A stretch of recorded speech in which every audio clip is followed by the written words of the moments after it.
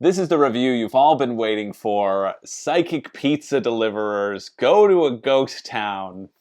We made it, everyone. Ever since we covered it way back when on Crowdfunding Countdown, when Board Game Tables, now known as AllPlay, as is their official website, allplay.com. Ever since they first came out with this and they brought this game to life in a new version, I knew I would like their company and I knew I would like to try it just because of the stupid name alone. But good stupid name aside, this is a hidden movement deduction style game that, if you can get on board with the theme, is pretty fun to play, and honestly, I think even more fun to run, because you need someone to run the game for the enjoyment of the other players. Here's how you play. One of you will be the mayor of Pizza Town. That's right. Congratulations, you've moved up from the mayor of Slam Town, and you've moved into the mayor of Pizza Town, or the mayor of Ghost Town.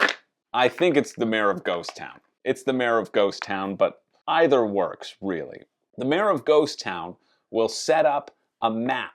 This map will be hidden from you.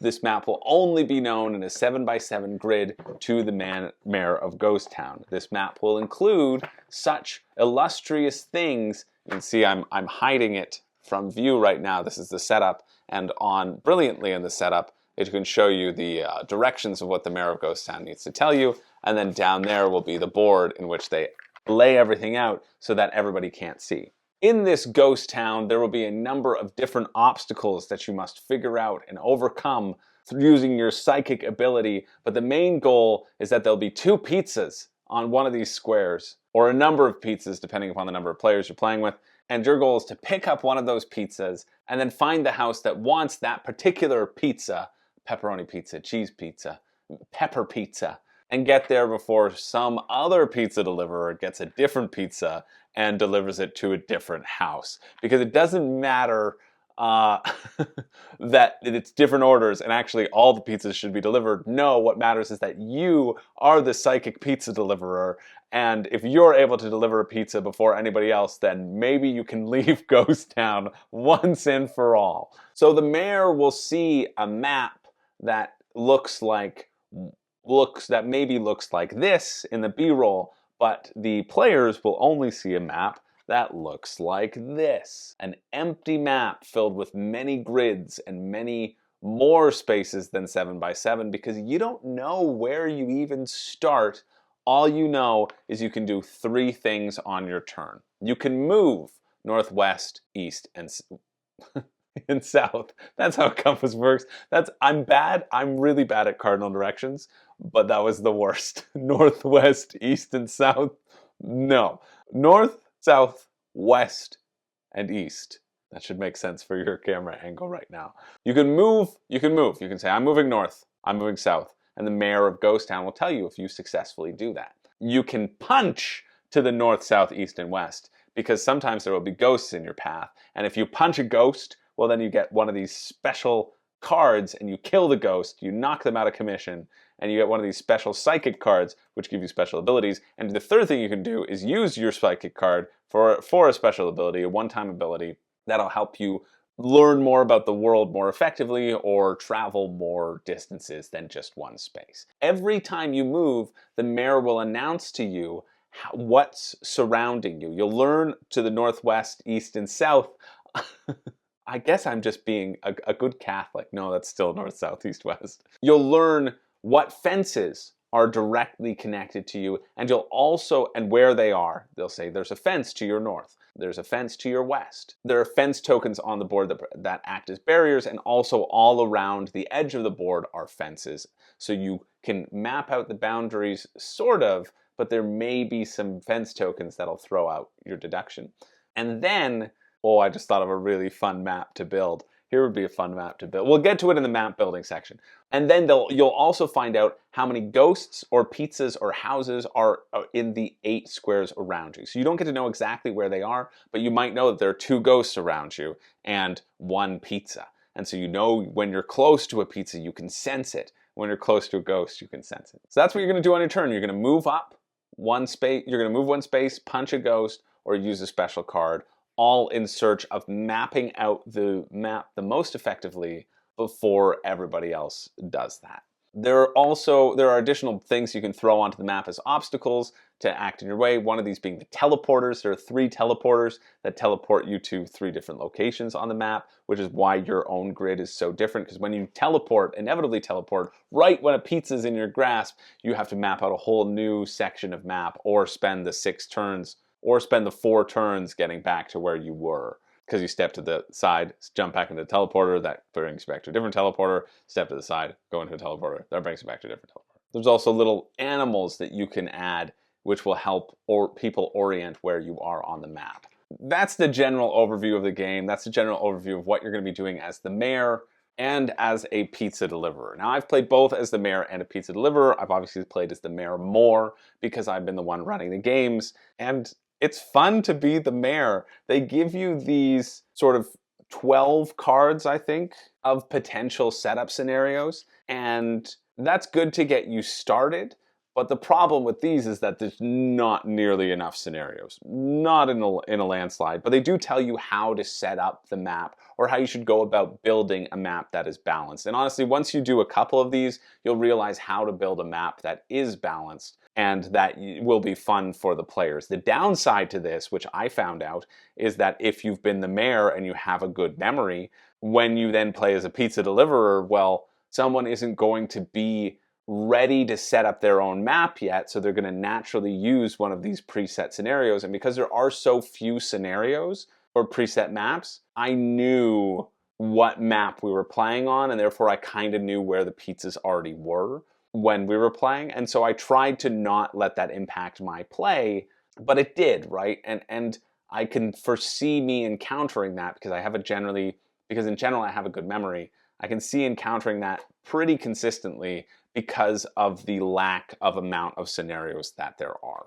It's a bit of a minor quibble because you can get the hang of making the map fairly quickly, or you can just say, yeah, throw the stuff down, it doesn't matter. But I think to make it balanced, it's a bit disappointing that there's so few scenarios. I understand that the game wants you to create your own scenarios, and I'm excited to create my own scenarios. I just thought of what would be a really fun one is having a row of fence tokens. You have 4 fence tokens that could be anywhere on the map, and then the fences around you. So having a row of 4 fence tokens in the middle, and then having the teleporters on either side of it, so that if you go, you get teleported to the other side and you think you're on the opposite side of the map, but you're actually still in the middle. I think that would be a pretty fun one to play with, this sort of breaking the expectations and making the players feel confused and then elated when they figure something out. And that's what I particularly like about this game is watching when the players, I'll just keep this up, watching when the players realize where they are. That's fun as someone who's running the game, to see them making those deductions and seeing, okay, if I'm here and this is here, well, I must have moved to this section of the map, and connecting it and being able to efficiently go through. That's the fun part about this game. The downside about this game is that if somebody gets ahead pretty early, there's really no catching up.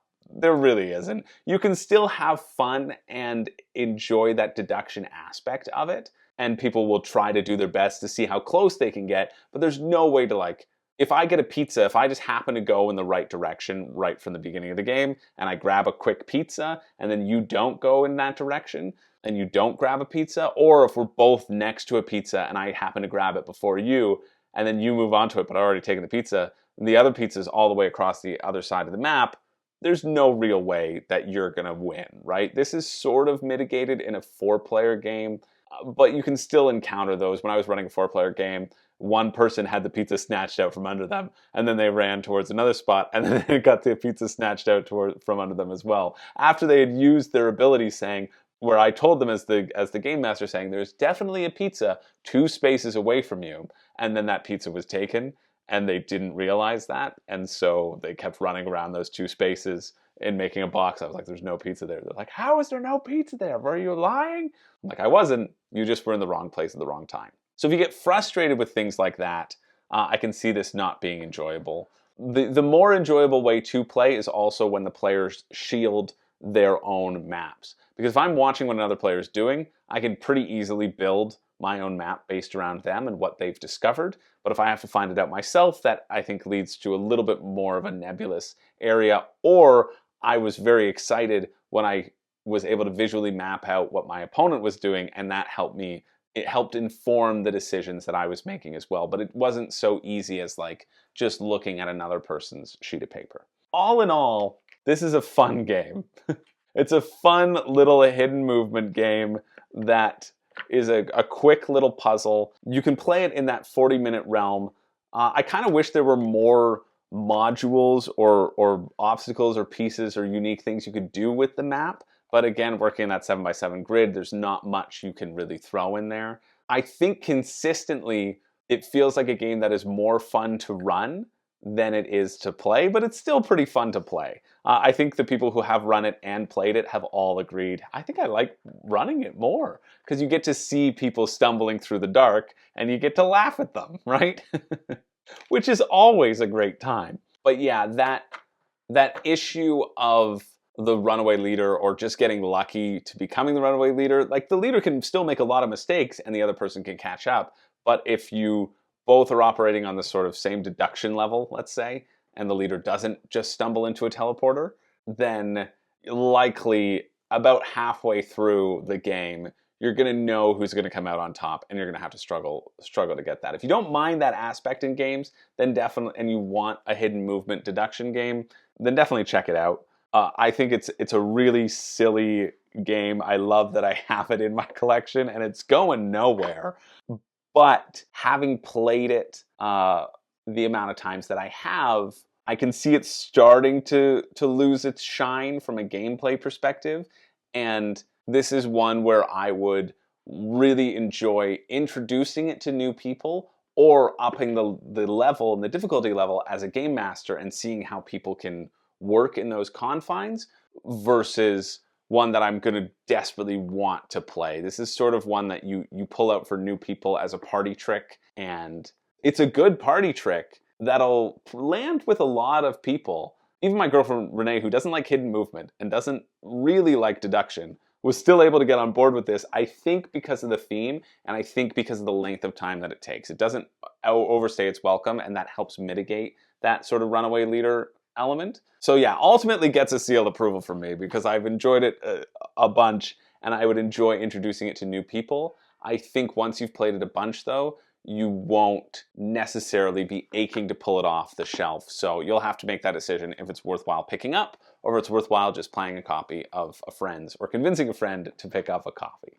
That's it for me. Hopefully this review was helpful.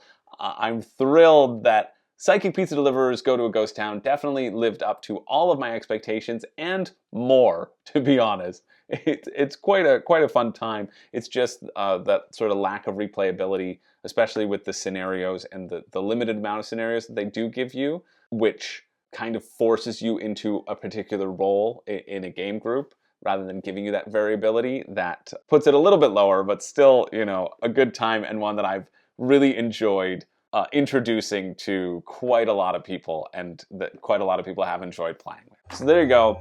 Thank you so much for watching. My name's Chris George. I do not have a catchphrase or a clue how to get out of this dang ghost town. Oh, this theme is so funny though. It's an 11 out of 10 for theme. Let's be real. Top notch. And hope for more ridiculous themes like this in the future.